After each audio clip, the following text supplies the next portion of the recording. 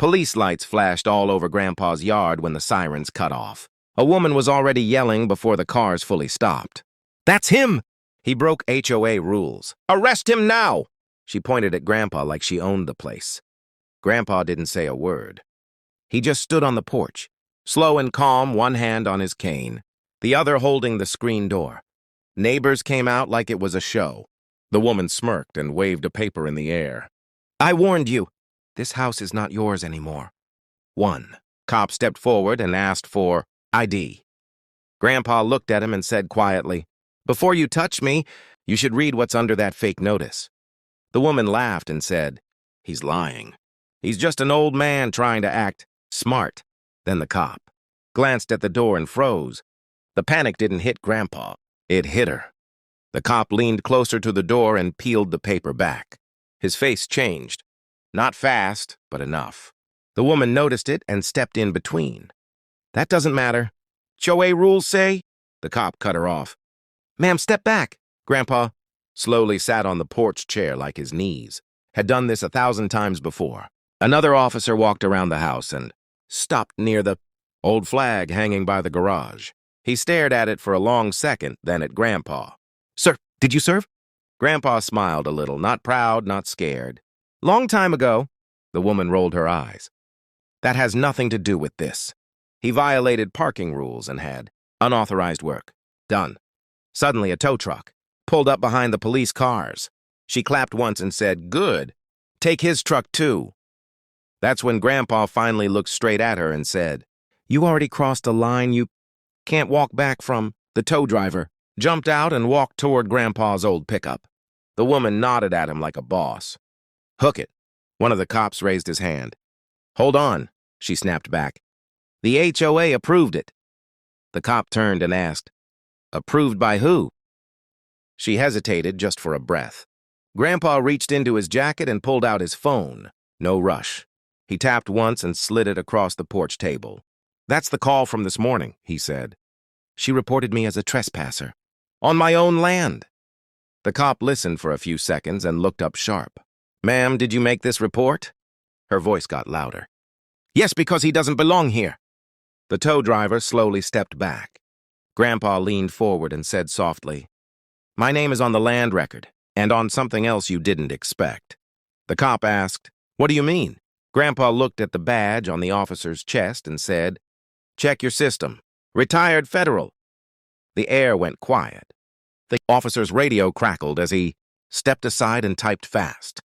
The woman crossed her arms, but her smile was gone. "This is a waste of time," she said, trying to sound strong. Grandpa watched her like he already knew the ending. The cop came back slower now. "Sir, your record is flagged." Grandpa nodded. "It should be." Another police car pulled in, unmarked. A man stepped out, older, calm, eyes sharp.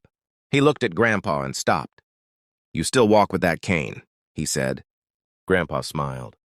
"Doctor said I'd never drop it." The man turned to the cops. "That's my former commander." The woman's face drained. "Commander of what?" she whispered. Grandpa finally stood up and said, "The unit that trained the people you call when things go very bad." The man looked at the paper on the door and said, "Who put this fake notice here?" No one answered.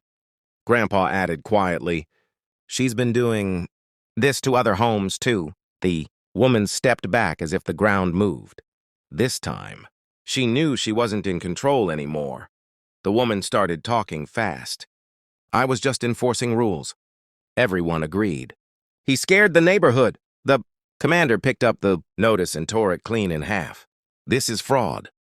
One cop looked at her and asked, "Ma'am, do you have any legal authority?" She reached into her bag and pulled out a badge-looking card. "This." The cop took it, stared, then shook his head. "This is fake." Her voice cracked. "No, it's not." Grandpa pointed toward the street. "Ask the families who moved out last month. Ask the single mom whose car you towed at midnight." A neighbor stepped forward without meaning to. "She did that to us, too." Another voice followed. "Same here." The woman turned around, shocked. The commander spoke calmly, but it hit hard. "You didn't just abuse HOA power. You impersonated authority and filed false reports." One cop gently took her arm. She pulled away and shouted, "You can't do this!" Grandpa looked at her and said the line everyone remembered later. "You tried to lock the wrong door." She started crying, loud and messy, like that would save her. "I was protecting the neighborhood." The cop didn't let go. He turned her around and read her rights. Neighbors stood frozen. Phones came out. The tow truck quietly backed away. Grandpa watched without a word. Then the commander asked, "Sir, do you want to press charges?" Grandpa paused, long enough to make everyone wait. "Yes," he said, "for me, and for the ones she scared before me." A younger officer came back from his car and said, "We found something else." He held up a tablet. "Multiple fake reports, same name. Same HOA."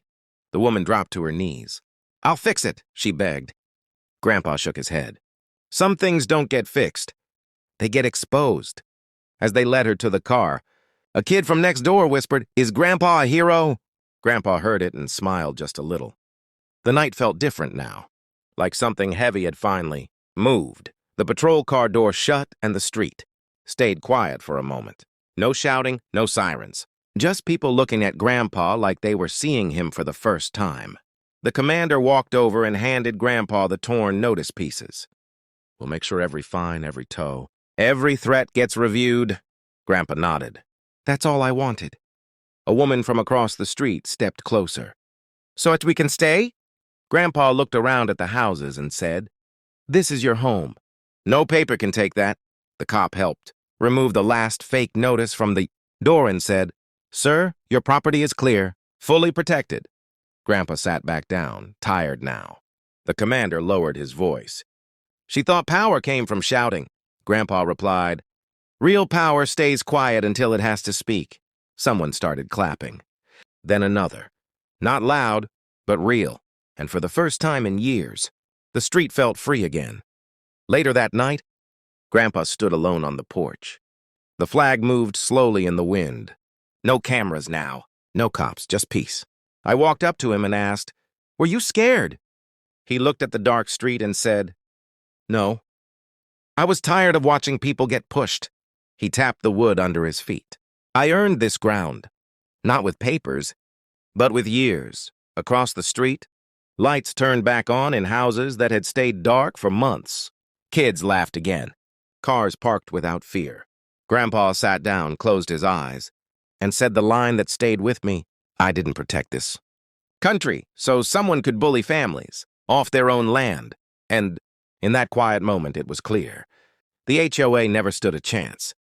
The next morning, a city truck stopped by the house. Two officials stepped out with clipboards, not loud, not rude. They walked the land with Grandpa, checking lines, reading old markers in the soil. One of them looked surprised. "This property was never under HOA control," he said. Grandpa nodded like he already knew. A notice went up later that day, not fake this time. It said the HOA had no power on this street anymore. By evening, news vans rolled past but didn't stop. The story had already spread without them. Grandpa watered his plants like it was any other day. A neighbor asked, "What if someone else tries again?" Grandpa smiled and said, "They won't," and he was right. Because once people learn the truth, fear stops working. That night, a black SUV slowed near the house and stopped for a second. The engine stayed on. I watched from the window. Grandpa didn't move. He kept drinking his tea like nothing mattered. The SUV door opened and a man stepped out, nervous, holding a folder tight to his chest. "I work for the HOA board," he said quickly. "Not her. The real board." Grandpa didn't invite him in. He just listened. The man swallowed and said, "She wasn't acting alone. She was hiding records, taking money.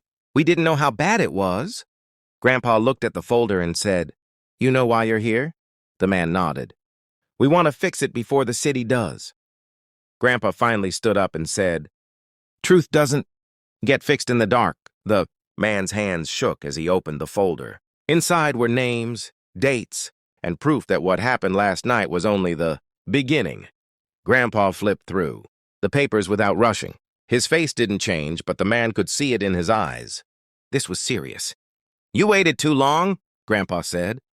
The man whispered, "If this comes out, a lot of people will go down." Grandpa closed the folder and handed it back. Then it needs to come out. At that moment, headlights washed over the yard again. This time it wasn't police. It was a city inspector truck. And right behind it, a state vehicle. The man turned pale. How did they... Grandpa cut him off. Because last night, when she made that fake report, it triggered something bigger. The inspector stepped out and said, "Sir, we need to ask you a few questions." Grandpa nodded. "I've been waiting." The man tried to step back, but another official blocked him. Grandpa looked at him one last time and said, "You thought you were cleaning up a mess, but you walked into the truth." The folder slipped from the man's hands and hit the ground, and everyone there knew this wasn't about one house anymore. By sunrise, the truth was public. The HOA board was removed, records were seized, and the street was finally free. No more fake notices, no more fear. Grandpa sat on his porch like always, quiet, steady. A neighbor asked, "So it's really over?" Grandpa looked at his land and said, "It ended the moment they chose the wrong house." The wind moved the flag once more, and this time it felt earned.